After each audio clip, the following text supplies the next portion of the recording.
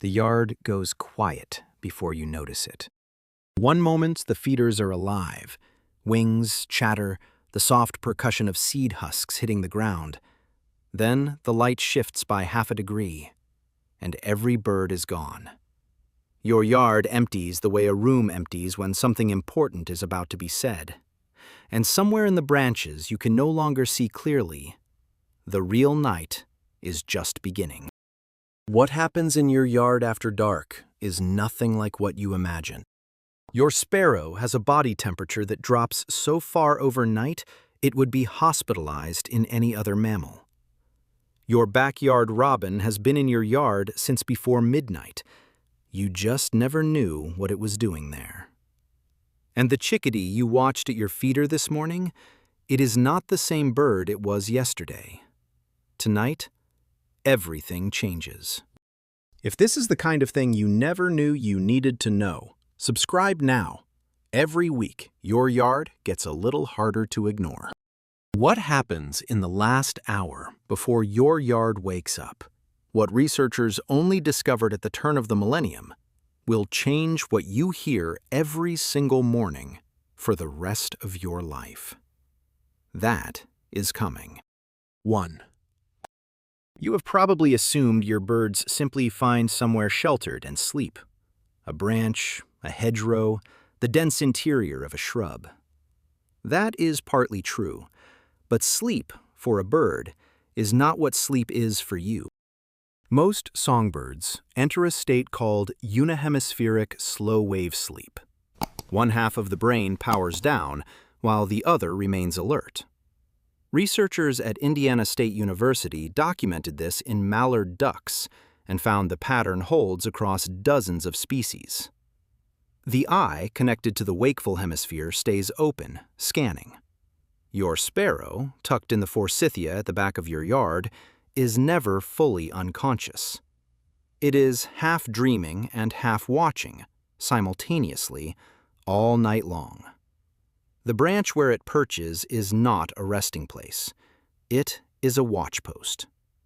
And by morning, after hours of that divided vigilance, it will shiver, deliberately, muscularly, to drive its body temperature back up to where it needs to be. That shivering is not weakness. It is the engine that starts the day. 2. There is a second thing happening in that roosting bird, something you cannot see and would not believe if you could. On cold nights, certain small songbirds, chickadees most prominently, drop into a controlled state of regulated hypothermia. Their core body temperature falls by as much as 22 degrees Fahrenheit below their daytime level. Their metabolism slows to a fraction of its waking rate. This is not dangerous. It is engineered. A chickadee doing this through a January night conserves up to 30% of the fat reserves it needs to survive until morning. Researchers at Cornell University have studied this in black-capped chickadees across multiple winters. Without this ability, a bird the size of your thumb could not survive a freezing night at all. Every chickadee that comes to your feeder tomorrow morning arrived there by surviving the night as something almost cold-blooded. And the fat it burned to do that is exactly what it is coming to replace. What you put in that feeder is not a treat. It is the reason the bird is still alive. And what happens to that body between the cold and the dawn, what it does in the last dark hour before it warms itself back up, is only half of what tonight is for. 3. Migration runs at night. You know this, perhaps. But the scale of what is passing over your yard between 10 in the evening and 2 in the morning during peak spring and autumn nights is something most people have never been told. There is a tool that has been watching it all along. The same radar that shows rain on your weather app, that green sweep you check before a picnic. Scientists learned that when there are no storms, those returns are not empty. They are full of birds. Researchers at the Cornell Lab of Ornithology have documented nights in spring and autumn when 400 to 500 million birds move across the continental United States in a single evening. 500 million birds.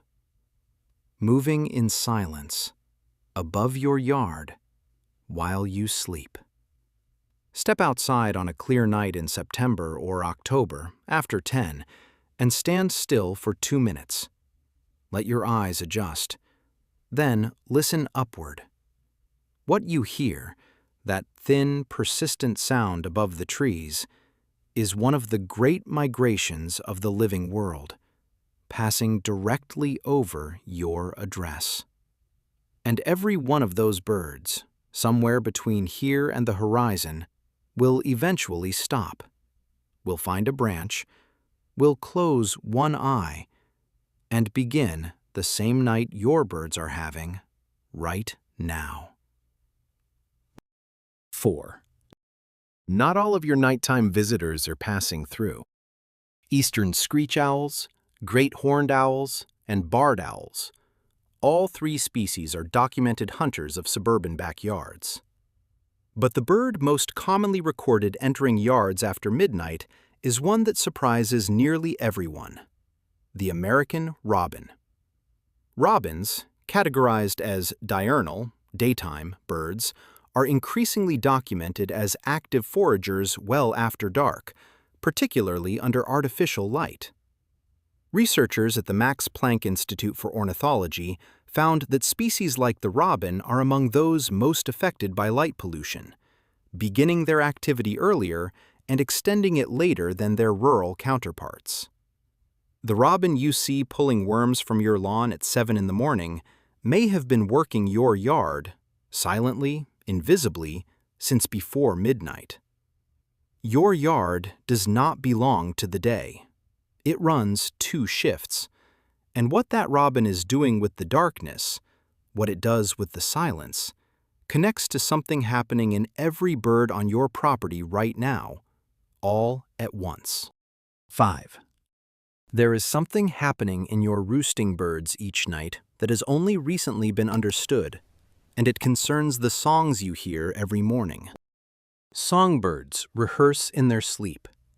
During the deepest phase of their half-sleep, the motor neurons that control the syrinx, the bird's vocal organ, fire in patterns that echo their daytime songs. Researchers at the University of Chicago identified this in zebra finches at the turn of the millennium, and the finding has since been replicated across dozens of species. The bird is not resting passively, it is refining. Each night, small adjustments are made, rhythm, pitch, phrasing, below the level of consciousness, in the dark. By the time the first light arrives, the song has been worked on for hours. What you are about to hear has been prepared. The dawn chorus breaks before the sun clears the tree line. It arrives in waves, 1 voice, then 3, then 20, building until the whole yard is inside it. Most people hear it as background, as the sound of morning. But you are hearing the output of a night's worth of invisible labor. Every bird in that chorus spent the darkness rehearsing this exact moment. The chickadee that nearly froze, the sparrow that shivered itself back to life, the robin that worked your lawn in the dark while you were dreaming. They have all been preparing. And now, in the space between one breath and the next, your yard fills with everything they practiced while you were gone.